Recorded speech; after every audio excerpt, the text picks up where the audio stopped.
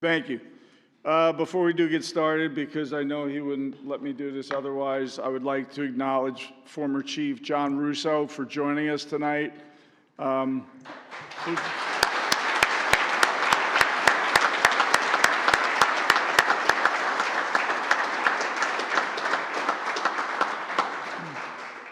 Thank you, everybody. Thank you and welcome to the regular monthly meeting of the Mayor and Council Monday, August 3rd, 2026, starting at 6:31 p.m. Missy, could you please call the roll? Mayor Nunziato. Here. Council President McGowan. Present. Councilman Coakley. Here. Councilman Errico. Here. Councilman Guzman. Here. Councilwoman Delbert Cohn. Councilman Mazzone. Here. Thank you. If you're willing and able, please stand for the salute to the flag. Pledge allegiance.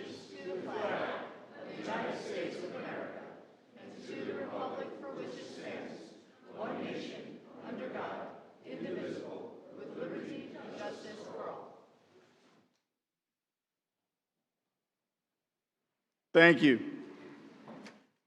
Missy, could you please read the provisions? In compliance with the Open Public Meetings Law, Chapter 231, Public Laws of 1975, notice of this meeting was transmitted to the Record and Herald News and filed with the Borough Clerk on November 21, 2025, and is posted on the bulletin board outside of Borough Hall. Thank you. Right now, I'd like to start with the appointment of Police Chief Sean Farrell, and I'd ask for a council motion on that. Motion. I have a motion by the council president. May I have a second? Second. Second by Councilman Guzman. Any questions or comments by the council? Seeing none, I'd ask for a roll call. Council President McGowan. Proudly, yes. Councilman Coakley. Yes. Councilman Errico. Yes. Councilman Guzman. Yes. Councilman Mazzone. Yes. Thank you. At this time, I'm going to ask the chief to step forward to be sworn in.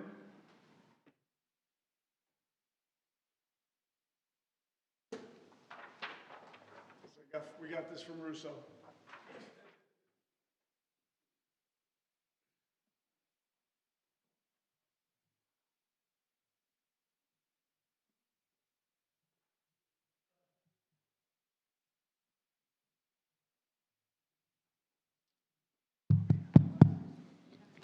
We are going to hold off on the thanking of everybody. I'm going to let the chief do that and reach out to everybody that he feels that he should speak and acknowledge being here, except for Jimmy O'Connor. Please raise your right hand.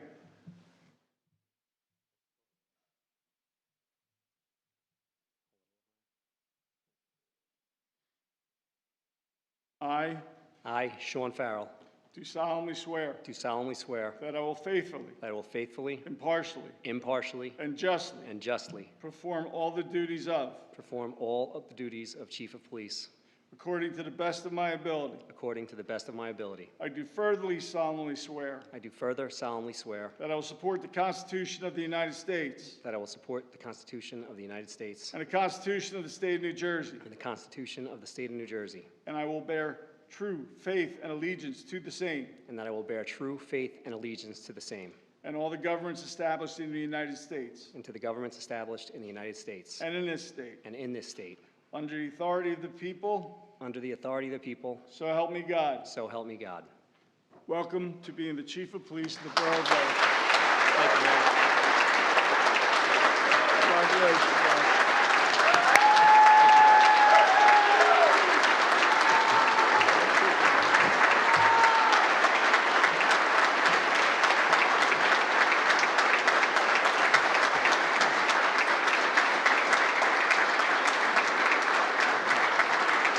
Very good.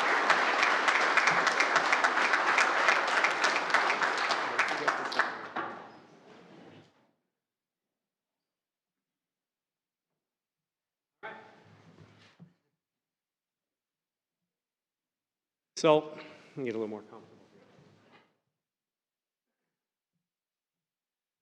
First and foremost, I'd like to thank the mayor and council for putting your faith in me to be the police chief of Rutherford, New Jersey. To everybody in the room, the officers and chiefs from other agencies, retired members of the Rutherford Police Department, thank you for coming out and sharing this moment with me. The outpouring of support that I've had throughout this small time of a process has been really great. To be called Chief of Police is truly an honor, but more importantly, it's a responsibility that I do not take lightly. I've been handed a great department of men and women by Chief John Russo. I will strive to continue to push us forward and lead this department to the best we possibly can be. Chief Russo, I don't think you had the thought that on the Monday after you retired, you'd be back at a council meeting. But here we are. Just thank you once again. My entire career, you've been a mentor to me, from when you were a sergeant and I was a patrolman up to these just last Friday as the chief, and I was the deputy chief. I was hired in this very room back in January of 2005 with Lieutenant Dave DeVallo and retired officer Billy Summers. To be back in this room nearly 22 years later and getting sworn in as a chief of police is truly a surreal moment, and one that's probably not going to really hit me for a little while. I was sworn in by Chief Stephen Eadstadt, Captain George Egbert, and my uncle, Captain Thomas Farrell. From that moment, I have always pushed myself to be the best officer I could be. And with this position, I'll continue to push myself to strive for excellence. I love this town. I grew up here, I went to school here, my career's here, and most importantly now, I'm raising my family here. To strive for anything other than excellence would be a failure on my part. I look forward to working with my neighboring agencies and build upon the great partnerships that we already have in place. It only takes a couple weeks back to see what great things we can accomplish just at that World Cup with our continued collaboration. To the residents, business owners, guests that visit our great borough, you entrust us every day to serve and protect you. You bring us into your homes on some of your best moments and, unfortunately, some of the worst moments of your lives. We have fought hard to build your trust, be open and transparent, and provide the best service that we can. As your police chief, I will continue to build on that trust. You can be confident that when you call upon us for service, you are going to get answered by some of the best officers in this nation. And to my police officers, the proud men and women of the Rutherford Police Department, I have a thought I want to impart upon to you. I was looking for the actual quote today and I couldn't find it. I gathered this at one of our leadership trainings. It could have even been on a monument in our trip to Normandy on the beaches there. I apologize, I can't credit who put this thought into my head. But I tweaked it and I put it towards law enforcement. Being a police officer does not make you great. Being a police officer puts you in a position to do great things. So with that, when you go on your calls for service, even the mundane calls, the person who called you and is asking for that service, they're giving you an opportunity to be great in that moment. So each and every call, take seriously, because they do. With that said, I'm in awe of some of the great work that you guys do each and every day. Keep up that great work so when I come into work, I can continue to say, and I'm proud to be a Rutherford police officer. So for anyone who knows me, you know I have a second job. That second job is a volunteer coach for the Rutherford Little League baseball and softball. And I have my alumni chiropractic team here right there.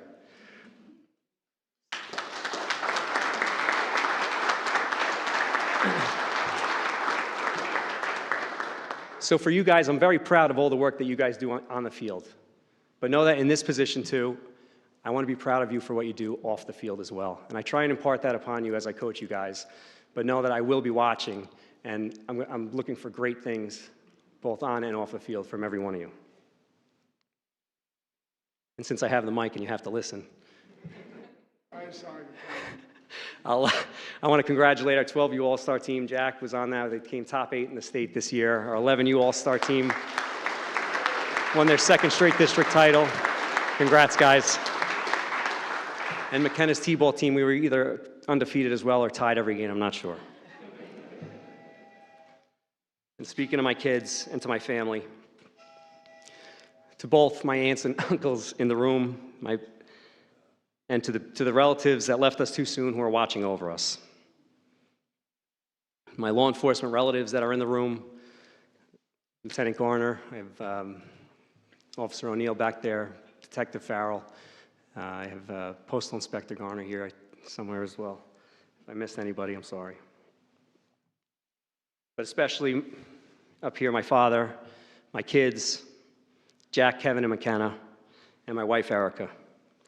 I wouldn't be here and in this spot without your guys' support. My whole family helped raise me to become the man I am today, and throughout my entire career. Back to my very first promotional exam, Erica would get very frustrated with me because no matter where we would go, I would bring a stack of index cards and I would make her quiz me over and over and over again. She got very sick of Attorney General guidelines, case law, 2C, very fast. All right, very good. But you supported me through the good times and the bad times. And in law enforcement, especially to my new recruits over there, you're gonna have good times and bad times. Also in this room, besides for being hired here, there was a vote to lay me off at one time. And I got great support from the cast and crew here. For some people who helped vote to save my job, I will never forget it, and it means the world to me. I have no doubt that in my new role, you will all continue to support me, and I greatly appreciate it. Jack, Kevin, and McKenna, you guys are my inspiration for everything I do in life, everything. And that comes now with policing. One of my greater tasks as a police chief over the next few years is going to be hiring excellent people. And I have you three in mind because you represent to me all the residents of Rutherford, New Jersey. I love you guys. Thank you for being here, being part of the ceremony. McKenna, I told you you would do great with the Bible. Finally, and once again, I'm truly honored and humbled for this tremendous opportunity. I am very proud to be the 11th Police Chief of the Rutherford Police Department. Thank you.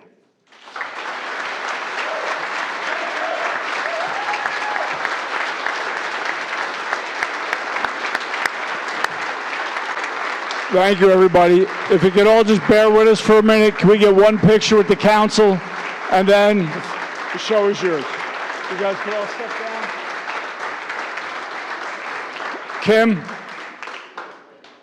Kim, could you come forward, take a picture?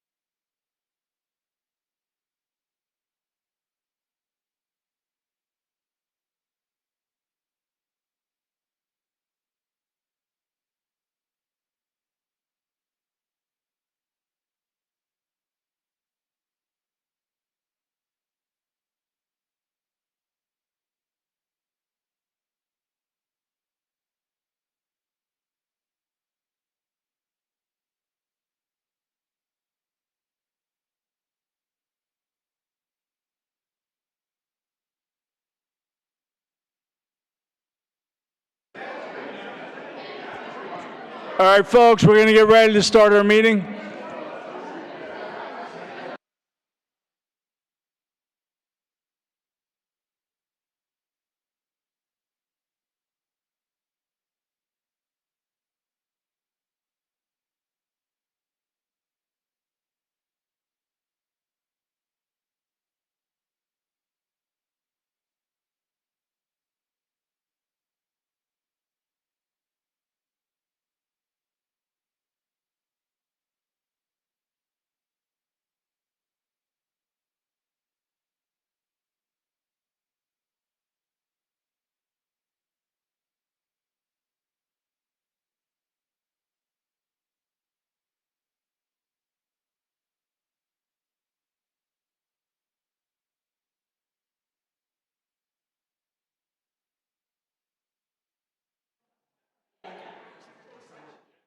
Ready?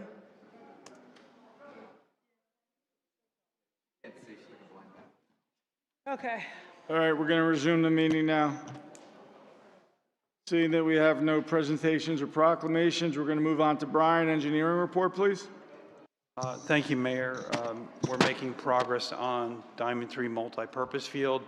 The grading is done, the top stone is done, the fencing is going in, the surface is in production.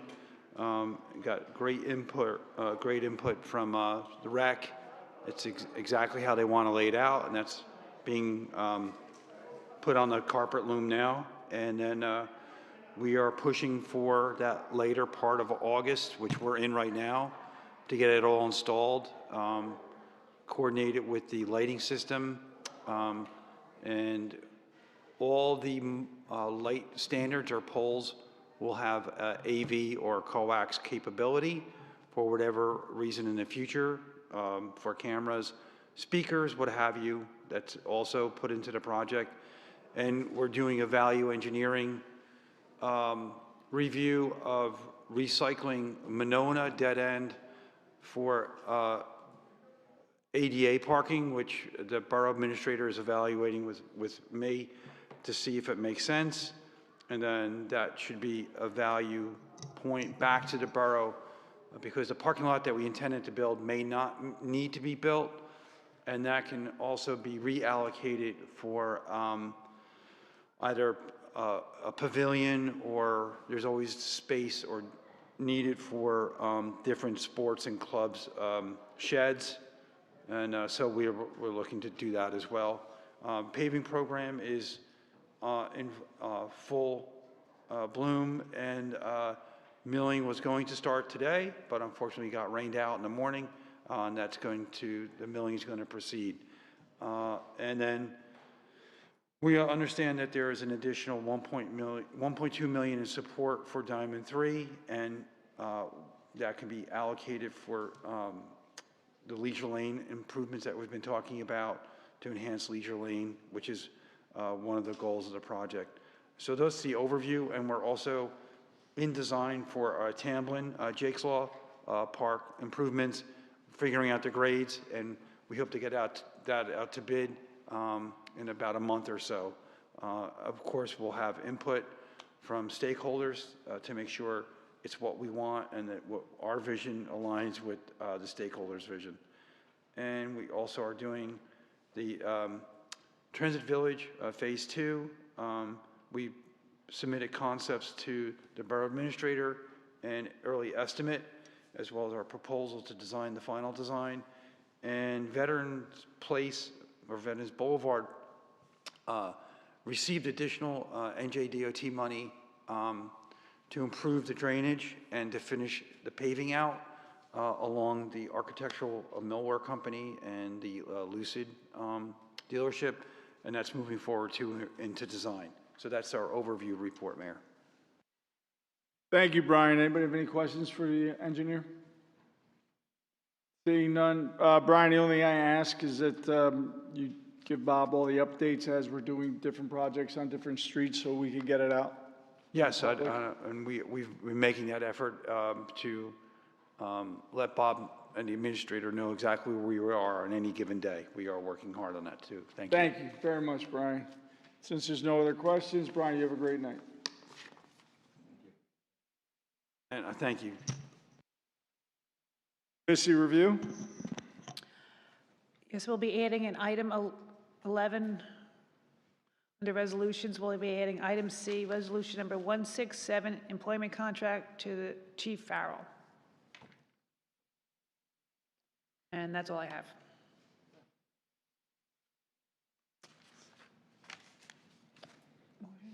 Would ask for a motion. Motion. Motion by Councilman Guzman. May I have a second? Second? Second by Council President. Questions or comments? Seeing none, may I have a roll call, please? Council President McGowan? Yes. Councilman Coakley? Yes. Councilman Erico? Yes. Councilman Guzman? Yes. Councilman Mazzone? Yes. Thank you. Ordinances on first read, we have none. Ordinance on second read, Councilman Guzman. Thank you very much, Mayor. First ordinance I have is to repeal handicap space, Chestnut Street. Missy, would you please read the ordinance by title only? An ordinance to amend and revise Chapter 126, Vehicles and Traffic of the Borough Code of the Borough of Rutherford to repeal a handicap parking space on Chestnut Street. Motion that the ordinance be passed on second reading and advertised according to law? I have a motion by Councilman Guzman. May I have a second? Second? Second by Council President. Questions or comments? Seeing none, may I have a roll call, please? Open public. Oh, I'm sorry. So as this is a second read, I'll now open it up to the public for any comment on this subject and this subject matter only.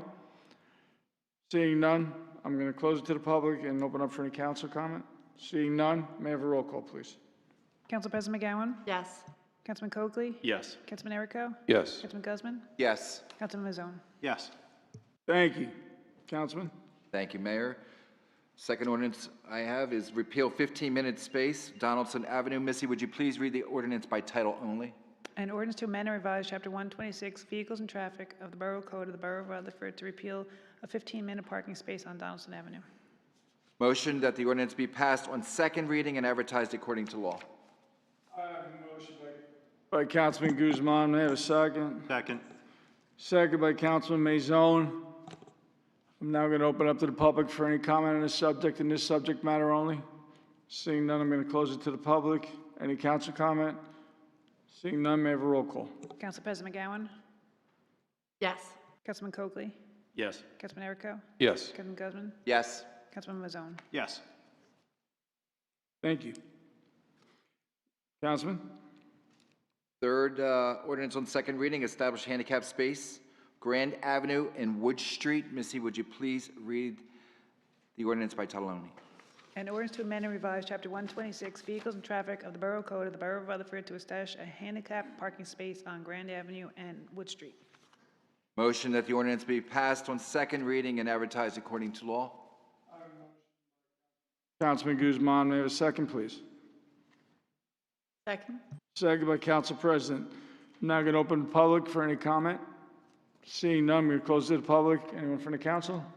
Seeing none, may I have a roll call, please? Council President McGowan? Yes. Councilman Coakley? Yes. Councilman Erico? Yes. Councilman Guzman? Yes. Councilman Mazzone? Yes. Thank you. Next, Council President. Thank you, Mayor. This is on second reading this evening regarding the amending the Ames Avenue Affordable Housing Overlay Zone. Missy, can you please read the ordinance by title only? An ordinance to amend and supplement Chapter 131 of the Code of the Borough of Rutherford to create a B1 Affordable Overlay Zone and amend Chapter 50-11. Thank you. I'd like to make a motion to move that the ordinance be passed on second reading and advertised according to law. I have a motion by the Council President. May I have a second? Second. Second by Councilman Coakley. I'm now going to open up to the public for any comment on this subject matter.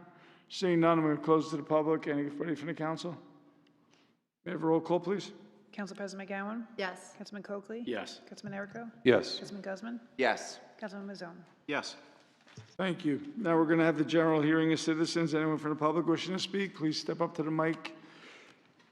State your name and address and keep your comments to 5 minutes or less, please. Dan Meredith, 87 Donaldson Avenue, Rutherford. I'm here tonight as a small business owner located at 50 Union Avenue. My insurance agency sits directly on the corner of Union Ave and Chestnut Street. We are located on the westbound side of Union and the southbound side of Chestnut. Our front entrance directly on the corner. It's well known that this intersection of Union and Chestnut is notorious for accidents. However, I'm here tonight as a resident and a business owner and a witness to many, many accidents on this corner to officially tell you that this intersection is extremely dangerous and to ask the borough to take into consideration adding new signage and safety measures for this intersection before we witness more accidents or even worse, loss of life. My first memory of this intersection was when I was a kid when a car drove directly through the front entrance of what is now my office. I have since been told by the old building owner that that's happened more than one time. Fast forward to the past 10 years that I've been on this corner doing business, we've witnessed more accidents than we can count, many of which have been caught on our camera system that captures Union Avenue as well as Chestnut Street. Many more accidents happen at night or on Sundays when we're not in the building. We have seen cars crash into the building on the opposite side of the corner of Chestnut. We've seen cars hit and spin out of control towards our window on Union Avenue. We've seen cars get hit on Union Ave and end up being cast out of control down Chestnut Street where they hit other parked cars. We've seen pedestrians almost hit by accidents, and we've seen just recently a pedestrian actually be hit by a car on our camera. One of these accidents began on Union Ave and ended up dangerously close, too close to comfort to my wife walking on the sidewalk of Chestnut on her way to work. Accidents happen often enough, and we have witnessed more than we can count. The odds of an accident happening in just the next 24 hours alone are pretty good. That makes the chance of these accidents being more serious and leading to loss of life a reason to consider correcting this problem or at least making this intersection safer. As a witness to many of the accidents that happen on this corner for the past 10 years now, I can say also with certainty that the new building being built across the street from me is not the reason why this intersection is so dangerous. This intersection has had the same type of accidents repeatedly for many years before they even considered building a building across the street. We've found by firsthand views of these accidents that most are caused by cars running one of either of the two Chestnut Street stop signs and speeding and passing on the right on Union Avenue, which we have these on camera to be looked at that shows that that's the majority of these accidents. I'm here to ask the borough to consider, at minimum, installing light-up blinking stop signs on both the southbound and northbound corners of Chestnut Street. Also, if possible, light-up blinking yield signs on the eastbound and westbound corners of Union Ave with rumble strips or speed bumps. Best case scenario, if it's possible, and I know we're dealing with a county road on Union Ave, would be the installation ultimately in the future of a traffic light. Our own eyes and the many accidents that we still have on our camera system don't lie. And we want it to be known that this intersection is dangerous. And we hope you will consider making changes that will better the safety of drivers who pass through this intersection, pedestrians, the business owners, their employees, and their customers that live and do business in this part of Union Ave. And that's what I got. It's pretty important, and I hope you guys can consider doing something down there, okay? Thank you, Dan. Thank you. Anybody else from the public wishing to speak?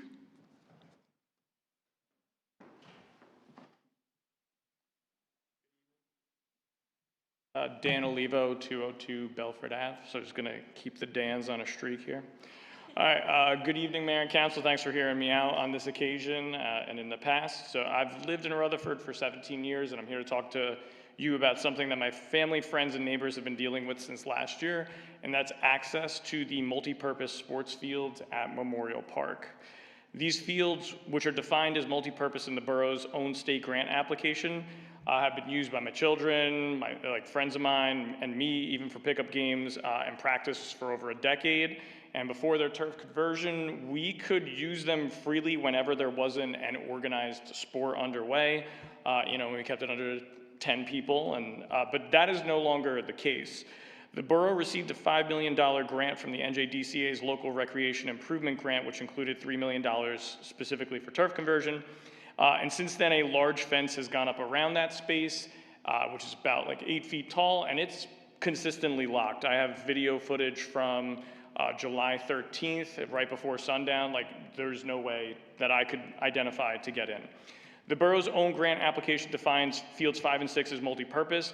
Fencing is not actually mentioned for them, not once, but Diamond 4, if you can use that as a source of comparison, which is the dedicated softball field, which I'm not talking about at all, that's where the application does call for fencing.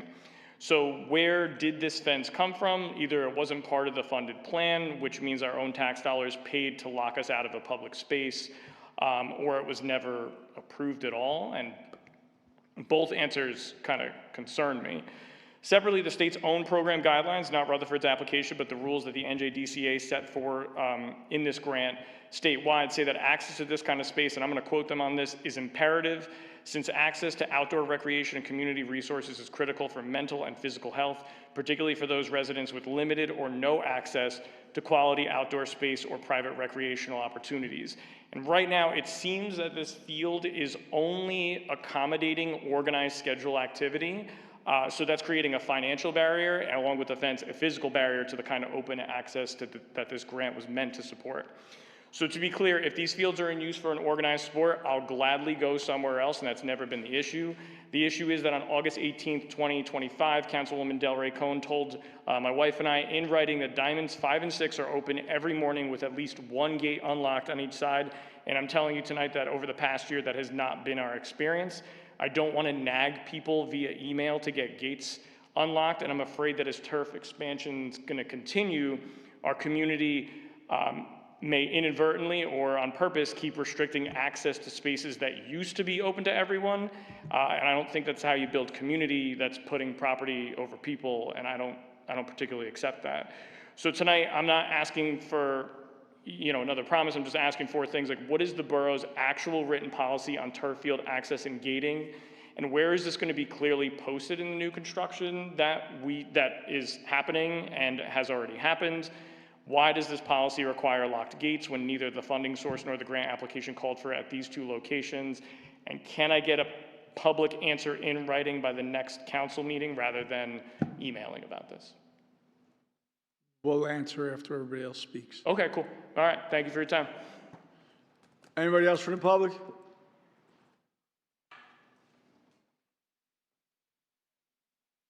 Hey everyone, good evening. Lisa Olivo, 202 Belford Avenue. I'm just coming to echo some of my husband's comments that he just shared. I first reached out about this over a year ago. We have lots of family that live really close to the fields. I have 2 nephews, 2 nieces, and a bunch of, fake nieces and nephews in the neighborhood. We regularly would meet up. Our kids would ride bikes, go play Frisbee, go play wiffle ball on these fields. And as the fences have gone up, we've had less and less opportunity to do that. We know that the yard spaces in Rutherford are smaller than some other towns, and something I love about our community is like when we go to our public spaces, there's actually people there. Not everyone's just in their own little backyards. Kids meet up, they have impromptu, play dates and, games, and that's a beautiful thing about our community. Again, like Dan said, as these really tall 8-foot fences are going up all around Memorial Field, we have less opportunity to do that. Also, my brother lives on the corner right by Katie's corner, by the girls softball field. The gates are there, they're not open, but we've seen kids try to get in regardless. They're climbing the fences. People are gonna get hurt. That's very concerning. In my hometown, a kid did that, and it was a really, really dangerous situation. I just don't know, if we had Green Acres grants or whatever the grants were, aren't these supposed to be open to the public? Regular park hours. I do know that on Sunday, the gates were open, and I had to, I tried for a year to talk to people on the town council about this. We reached out to the rec department directly to ask when they're open, and they told us that it's not open to the public. They said that they didn't want to unlock the gates because they didn't want the field to get messed up. So I don't really understand why we put in turf if it's too fragile for the public to use. build a parking lot then. What are we doing? This is supposed to be a space for people to use and enjoy. And if it's too fragile or precious for, 5 kids to go throw a Frisbee around, it doesn't seem like a good solution for our town. Regardless, the fences are there, the turf is going all over the place. So I want to know, going forward, how can we get in? What are the times they should be accessible to the public? Are there specific rules about who can and cannot use those fields? Is it really only for this purpose? I don't know. There aren't signs showing that. We just are told either we're not allowed to use it or they're unlocked, which they're not. I'm hoping to just get some clarity so that we can have fun and, not be on our phones and in our little bubbles at home and go outside and get some fresh air. That's it. Thank you, everyone. Thank you. Anybody else from the public?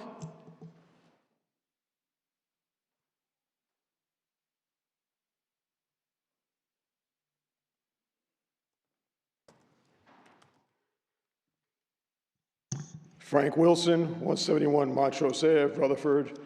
First, on the record, let me give my congratulations to the new chief. Great choice. I've known him since he got promoted. He's always been a stand-up guy.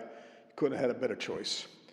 Okay, with that being said, some individuals have accused me of being negative, and I never have anything positive to say when I come to these meetings. I disagree with that. I call it the way I see it. And what I have to talk about right now, I wish the chief was here, because it has to address with the crossing through the crosswalks. And I had to do 2 Irish jigs within the last week just to get by the post office. And I open requested what we've done in the last 2 years. To my dismay, last year we only issued 29 violations for crosswalk. And this year, we've got 9. So that should not cut it. We're not even doing like 1 a week or 1 a month. It's pathetic what we're doing right now. We need to address that. So I dug a little bit deeper, and I found, I hope we have a grant writer, or don't hope we don't, because there were 3 separate grants that address this. And unfortunately, the filing date on these closed. So there was 1 grant here that addressed that it had to be filed by July 1 that addressed pedestrian safety. There's another one here for local aid, municipal aid, that addressed that, and it also addressed the train station, the quality of life issues, the bicycle paths, and everything else. It's another grant, okay? And it's a 3rd grant here, the same thing, that addresses all these same issues that we keep talking about in here over and over again. So we could address these problems, and it won't cost us a dime. I'm going to give these to the record. If we have a grant writer, I don't know if we do, but if we have a grant writer, you may want to ask this individual that, I'm not the sharpest pencil in the box. How did I find them? And unfortunately, they've expired, so we can't take them this year. We can only address them for next year. But something's really got to be done with these crosswalks. The next thing I'm just going to grab real quick, because my wife's afraid to actually come up here and talk to you folks. Don't know why, but she is. Whoever's got the DPW has missed, and she's in charge of this, I'm not. They've missed the lawn and the shrubbery and all that stuff every other week that she puts it out to where she has to call. And when she calls, they basically put it back on her. Did you put it out the night before? Did you put it out where a car didn't see it? Is it too heavy? Is it too, I mean, they read this whole recite to her, where we've been here over 30 years, we do know what to do.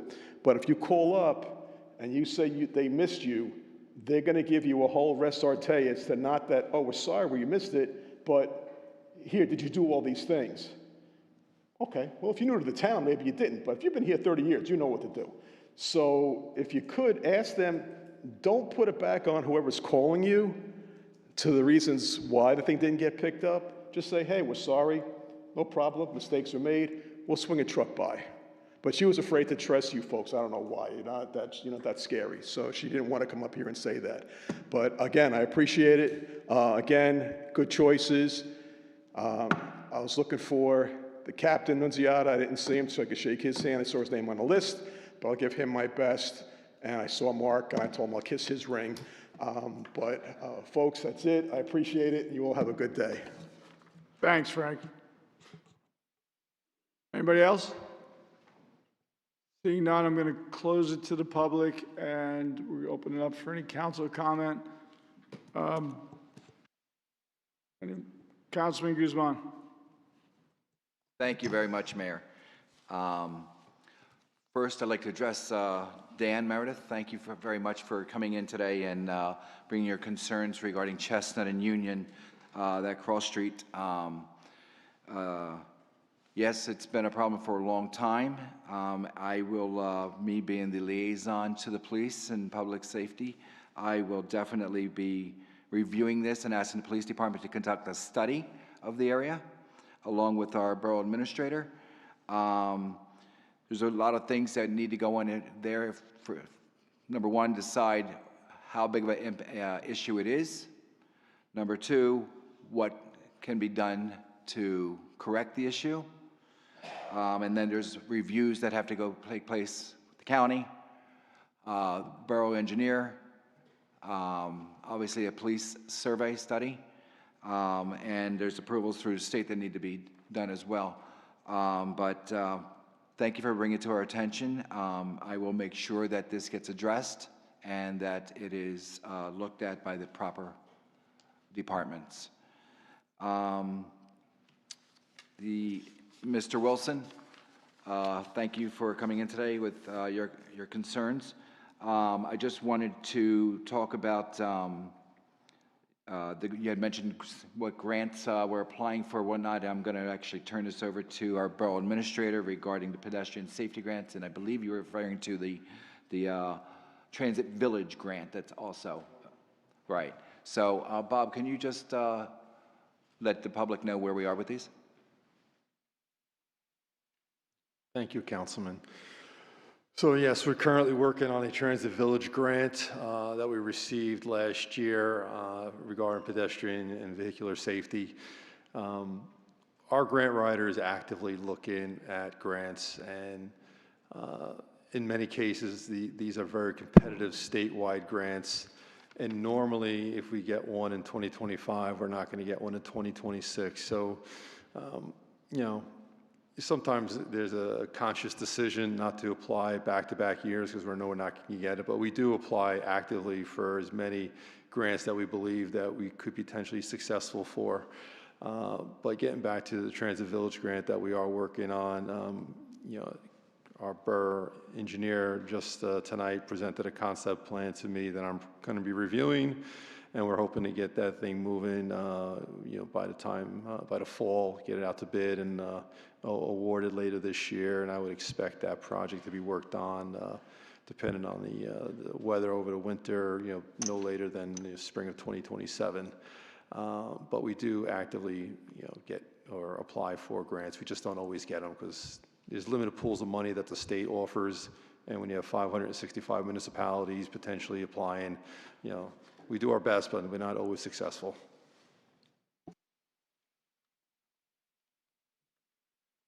Thank you very much, Bob. Mr. Wilson, also in regards to the crosswalk at the post office, that is on my radar. I have already raised this, the concern about the crossing there. We are working to see if we can find a solution there.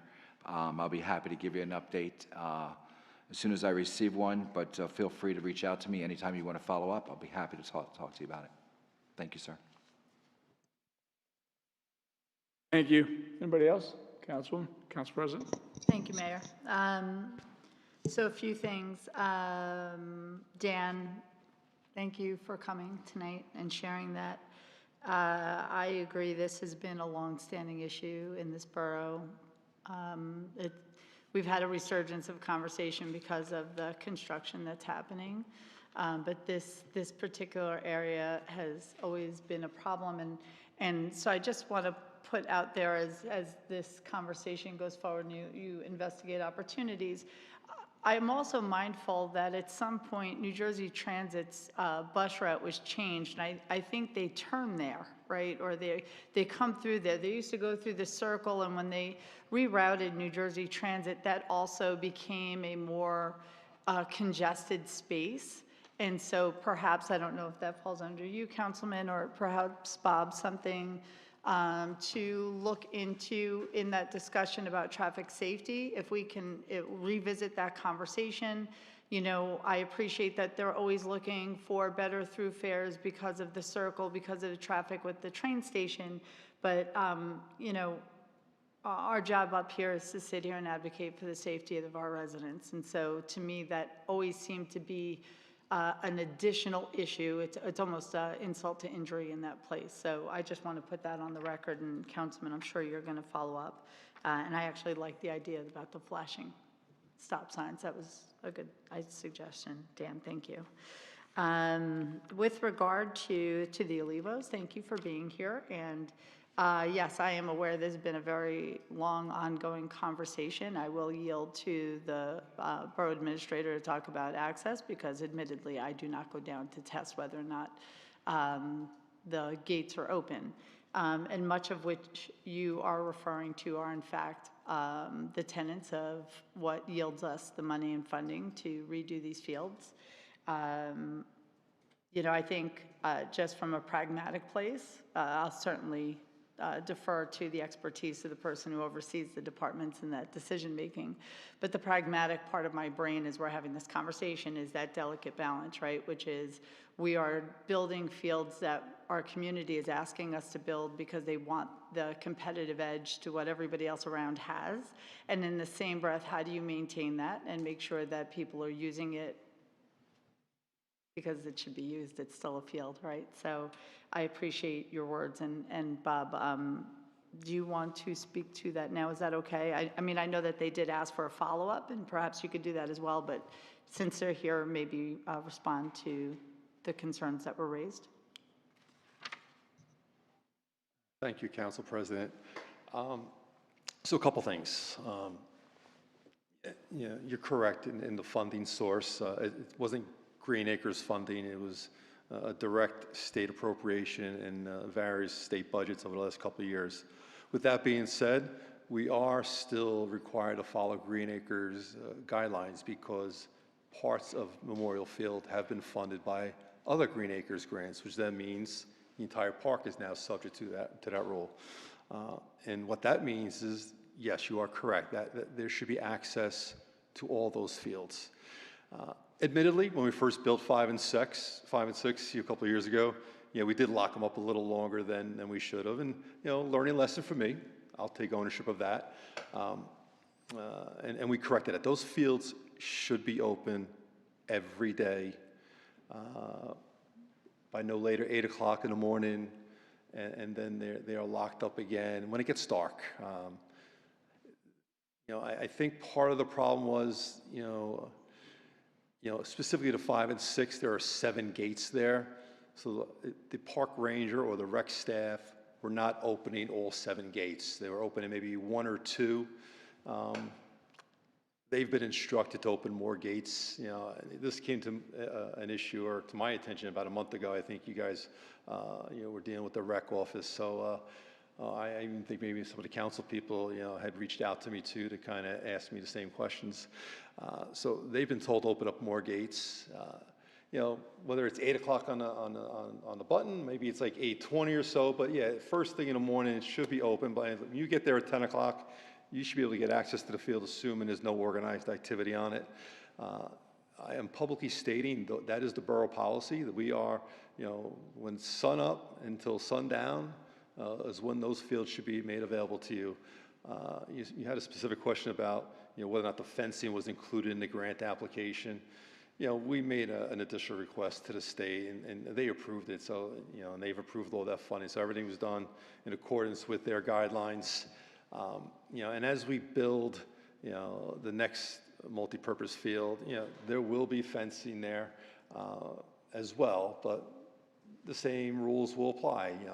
It has to be open, in the morning and closed at night for a variety of reasons. One, we do, want to keep it protected overnight. And there's also a safety, like that multipurpose field's going to have lacrosse. Those balls, come flying. So we're not going to want, an unfenced field, people just hanging out and getting, hit with those very hard balls. So there'll be safety features as well as, protection of an asset. We are investing a lot of money down there, over $10 million. Most of it, thank you to the state of New Jersey and our 36th congressional delegation. But you're right. This is we have limited field space in this town, and we do not want to limit your access to it. What we do have, it's going to be a beautiful complex when it's all said and done. Have a problem, if you encounter this again, please call me directly. We can nip all this in the bud. But I've spoken to both the Recreation Director and the DPW Superintendent. Those fields need to be accessible every day for the youth and any resident to use, to just throw a Frisbee, have a catch with their child. That's what makes memories. So yes, we want to make those for you and have a beautiful field to do it. Now, we want to protect them as much as possible because, repairing a torn turf is a lot more expensive than, ripped up grass. So it's a careful balance, but it needs to be.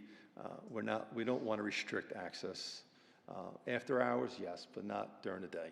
So, all right, thank you. Thank you. Anybody else? Councilman? Thank you, Mayor. There, Meredith, I'll just be brief on the safety issue you raised. I'm grateful that you raise it, and I'm grateful you come in with suggested options for us to consider to help improve it.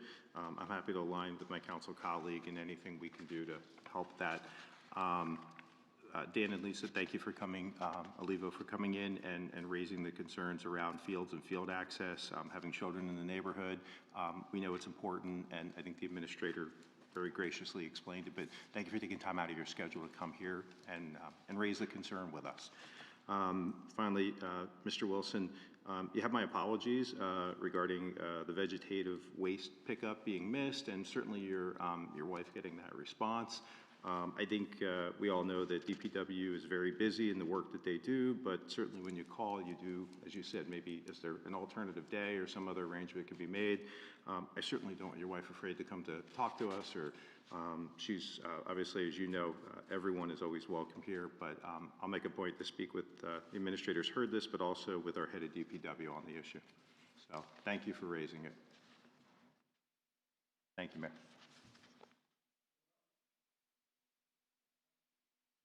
I did speak to you, Dan, regarding the Steins. I referred them to Bob, they referred to Ray, so I'm sure they'll be following up right with you on that one.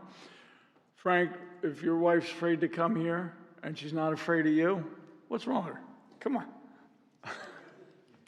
I will relay your message to the captain.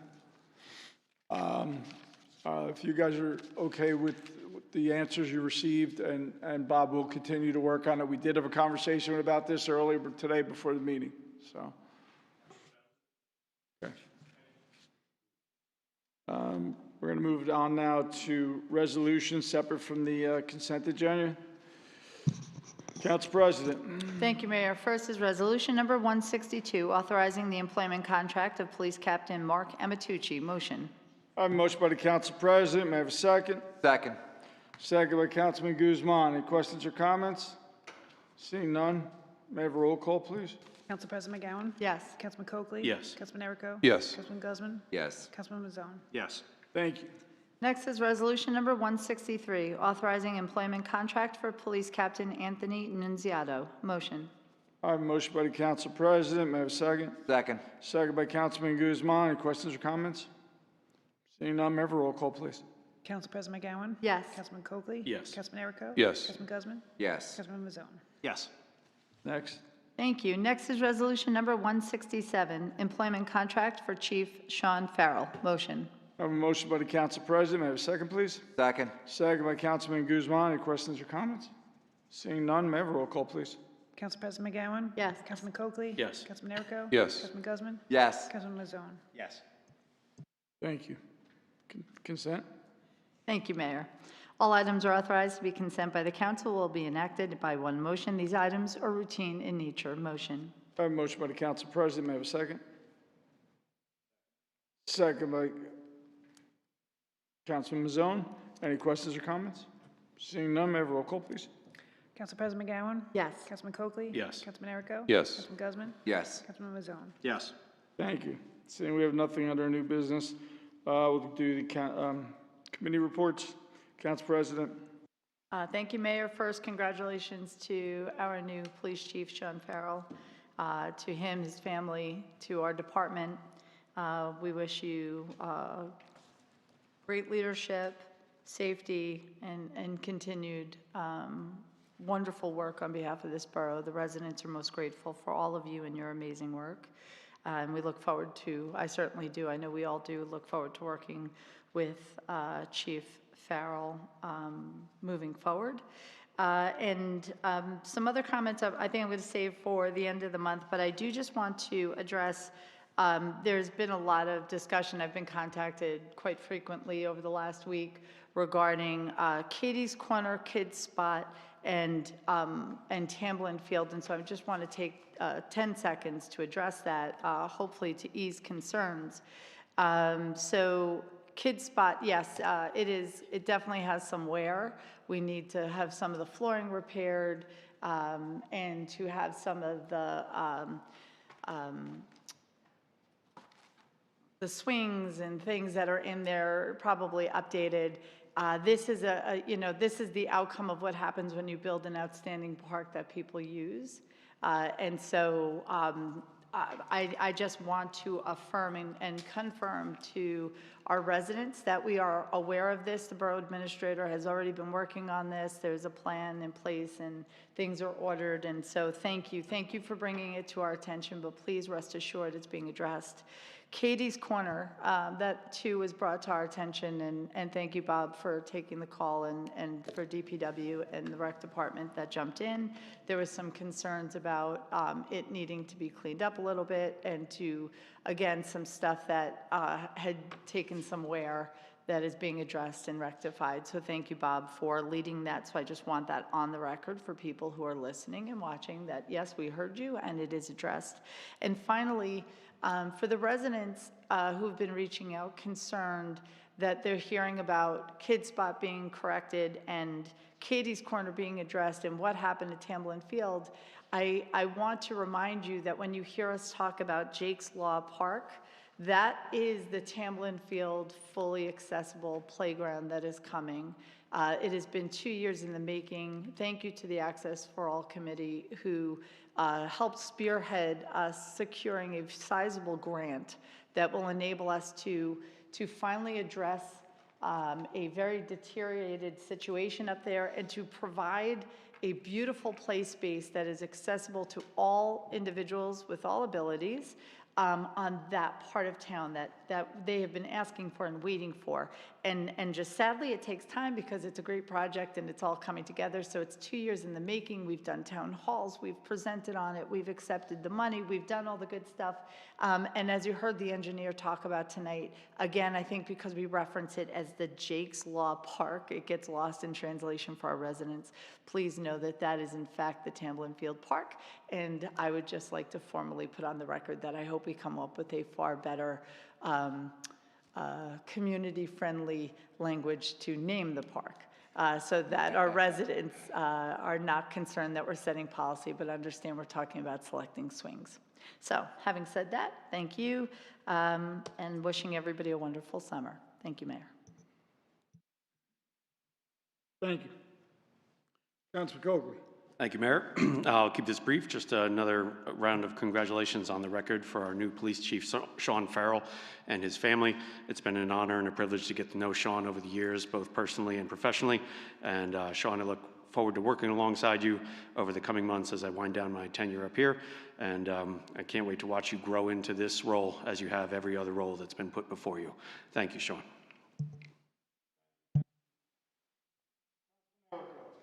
Thank you, Mayor. I want to join my colleagues in congratulating Chief Farrell on this fantastic accomplishment. We're very fortunate to be the recipient of his 2 decades plus of service to the borough in a direct capacity, and I'm excited to see what the next years will bring with his tenure. So congratulations to him.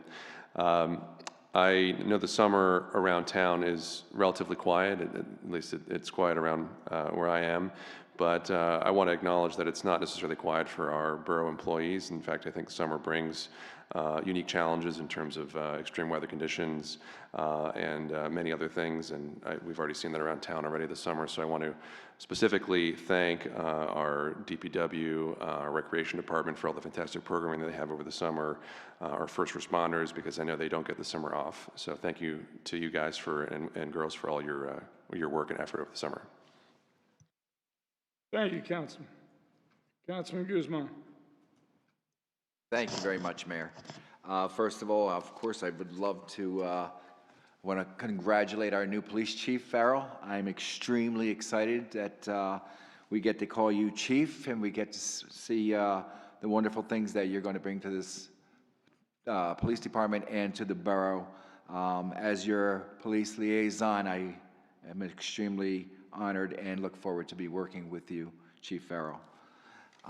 In other police news, I just want to remind the public that tomorrow is National Night Out at Lincoln Park from the hours of 6 to 8. Please come on down and enjoy a wonderful evening. And I also want to do a quick call out to our 8U girls softball team that took second place in the States. A big call out to them. It's a great achievement. I look forward to hopefully getting you all here and congratulating you in person with my council colleagues and our mayor. So once again, congratulations. Mayor, that's all I have. Thank you. Thank you. Councilman Maison. Thank you, Mayor. I too want to extend my congratulations to Chief Farrell on a well-deserved promotion. I look forward to working with the chief as well as the rest of the police department as we continue to prioritize our public safety, strengthen our community partnerships, and serve our residents. I wish Sean all the success. Two other things briefly. Back on the 25th of July, I just wanted to call out Rescue 5, Rutherford Fire, because we had the opportunity, Councilman Guzman and I attended the wet down. It was my very first wet down. Great event, well attended. Proud to see that truck in the west end of our community, and a great group of firemen there that day having some good fun. So it was nice to be there. And last but not least, Rutherford Health Department is offering free glaucoma and vision screenings on Thursday, the 13th, so that's next week Thursday, from 2 to 5 at the Health Department at 184 Park Avenue. You do need to call for an appointment, and this is being done in partnership with the Lions Club. So I just want to call out free glaucoma and vision screening, check in with the Health Department to get more details on that and make an appointment. Thank you, Mayor. That's all I have. Thank you. I have 2 appointments this evening. First is Jeffrey Ferranzano, provisional appointment of Laborer 1, effective August 17, 2026, in accordance with the rules and regulations of the New Jersey Civil Service Commission. I now ask for council consent. May I have a motion? Motion. Motion by Council President. May I have a second? Second. Second by Councilman Maison. Any questions or comments? Seeing none, may I have a roll call, please? Council President McGowan? Yes. Councilman Coakley? Yes. Councilman Erico? Yes. Councilman Guzman? Yes. Councilman Maison? Yes. Thank you. My next up is Sean Benson, Fire Prevention Specialist, permanent status effective August 4th, 2026, in accordance with the rules and regulations of New Jersey Civil Service Commission. I'd ask for council consent. May I have a motion? Motion. Motion by Councilman Coakley. May I have a second? Second. Second by Councilman Guzman. Any questions or comments? Seeing none, may I have a roll call, please? Council President McGowan? Yes. Councilman Coakley? Yes. Councilman Erico? Yes. Councilman Guzman? Yes. Councilman Maison? Yes. Thank you. I'll now ask for a motion for adjournment. Motion. I have a motion by the council president. All in favor?